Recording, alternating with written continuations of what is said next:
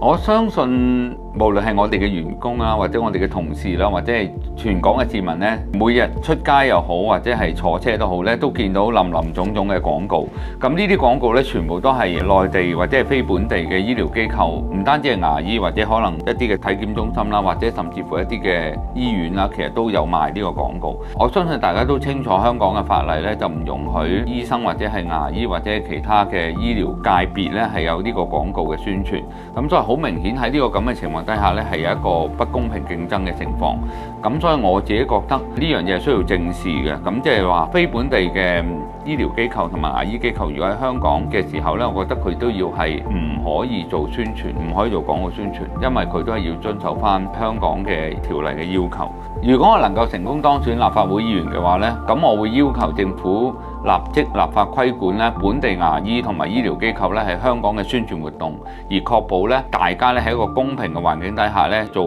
專業嘅服務。